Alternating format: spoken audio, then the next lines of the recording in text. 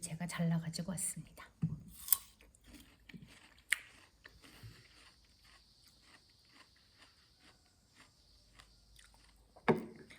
식후에 과일을 먹지 않다 보니까 사실은 과일 먹는 일이 많이 없어졌어요.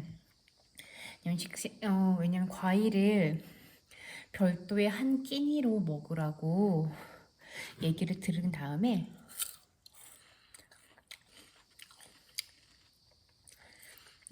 한 끼니로 먹을 때 탄수화물 먹고 싶지 과일을 먹고 싶지 않았거든요.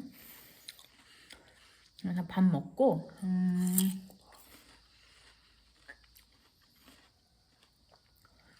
한 1시간 후나 2시간 후쯤에 과일을 먹고 있습니다.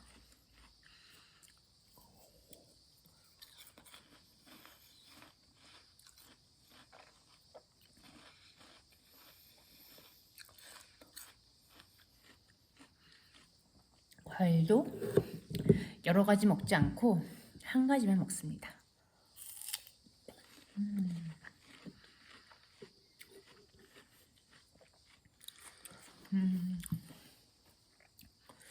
가을이 되니까 빛이 좋아져가지고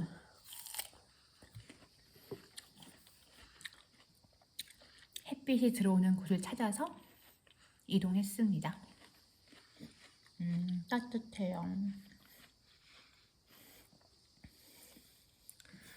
제가 오늘 소개해드리고 싶었던 책이 있어서 가지고 왔는데요. 이것은 서재 이혼시키기라고 하는 책이고요. 지금 현재 프랑스 파리에 사시는 이화열 작가님의 책입니다. 제가 도서관에서 희망도서로 신청했어요. 저는 이분을 이웃하고 있었는데 작가님인지는 몰랐고 이분 쓰시는 글이 좀 많이 읽으면 속 시원하고 좀 돌려 말하지 않고 정확하게 꽂는 이야기들이 있어서 저는 그런 것들이 좀 공감이 되고 좋았습니다.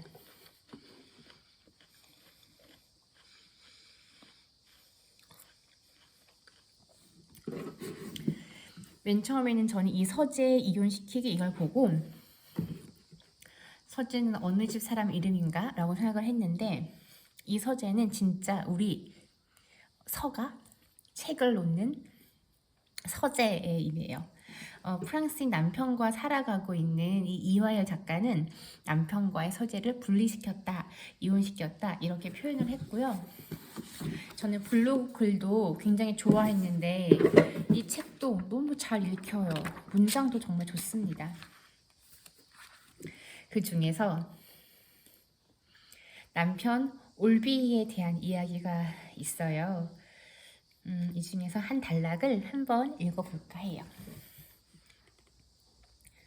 올비는 남편의 이름인데요.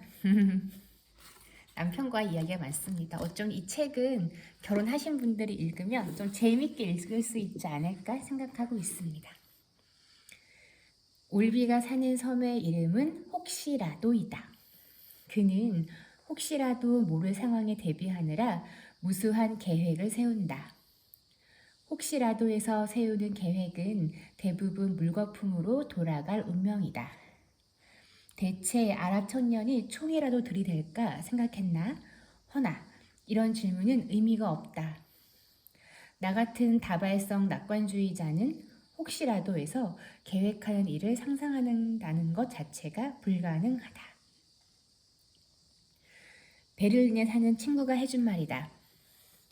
내 이웃은 크루즈 여행을 떠나는데 배에서 전화하면 어느 섬에서 IP 주소를 복사해 개인정보를 빼간다는 말을 듣고 핸드폰을 아예 집에 두고 여행을 떠났어.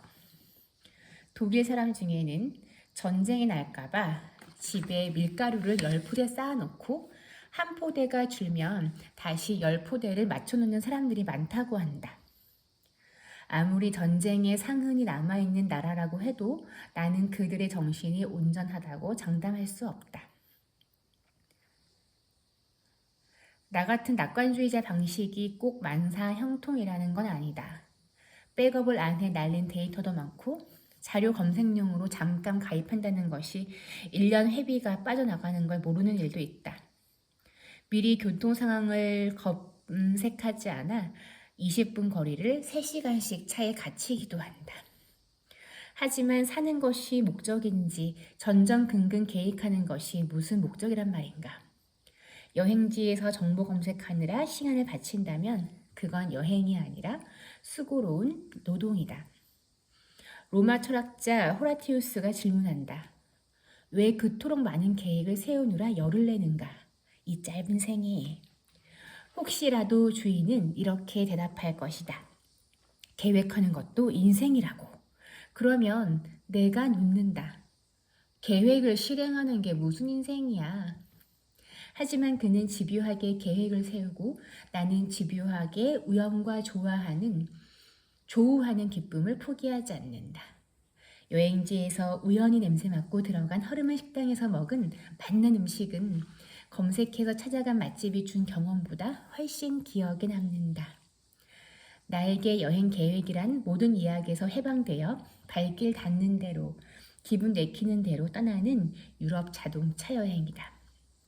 여행도 인생도 기분 좋은 우연은 얼마든지 존재한다. 리스크와 친해지는 용기만 있다면 말이다. 부러질지도 모르는 나뭇가지 위에 새가 마음을 놓고 앉는 건 물론 날개 덕분이 아니겠는가? 이 문장은 저랑 너무 비슷하고 정말 공감하고 생각이 같아서 너무나도 좋았습니다. 저는 여러분에게 이 서재 이혼하기를 꼭꼭 읽어보시라고 추천해드리고 싶어요. 문장도 정말 좋고 저는 아마 내가 한 권의 책을 필사를 한다면 이 책이 되지 않을까 생각을 합니다. 저는 이 책을 전 도서관에서 주문을 했는데요. 제가 한 권 꼭 다시 사려고 해요. 네, 문장이 너무 좋아서 가지고 오고 있습니다. 저는 사실 이제 책이 너무 많아지면 그것도 짐이라서 책을 사지는 않거든요. 그런데 이렇게 읽다가 좋은 책이 있으면 그때는 삽니다.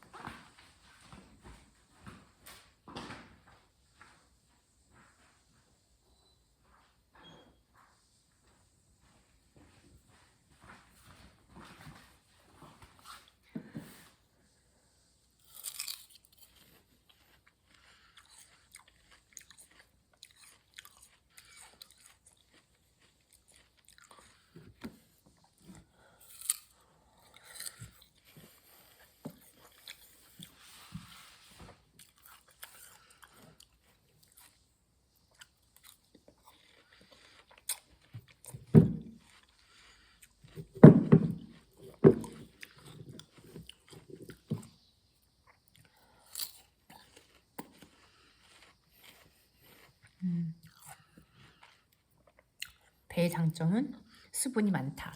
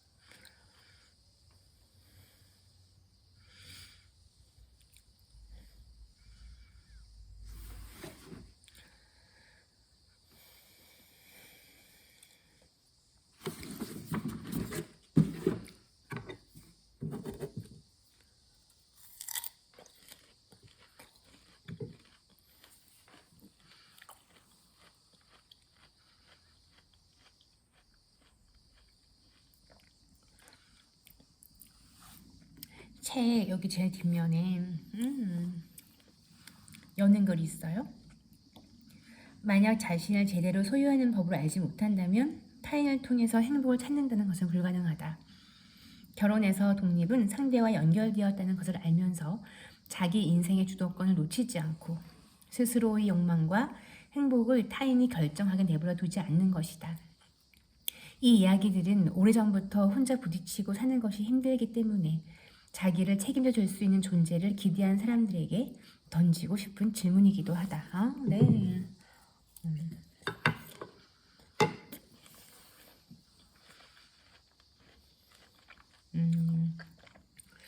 막 외로워서 결혼해야지 라고 하는 사람들이 있거든요. 근데 그런 사람들 보면 결혼해서 더 외로워해요. 그 내용 말씀하신 것 같아요. 자기 인생의 주도권을 놓지 않고 스스로의 욕망과 행복을 타인이 결정하게 내버려 두지 않는다는 것이다. 문장 너무 좋지 않나요?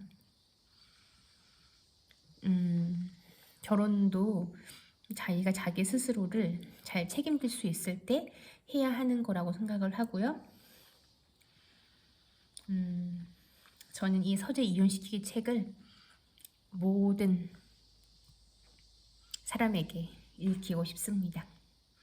다음에 언젠가 또 이 책을 리뷰하거나 오래 길게 서평을 써볼 것 같아요. 그런데 이 문장마다 제 생각하고 너무 같은 것들이 많아서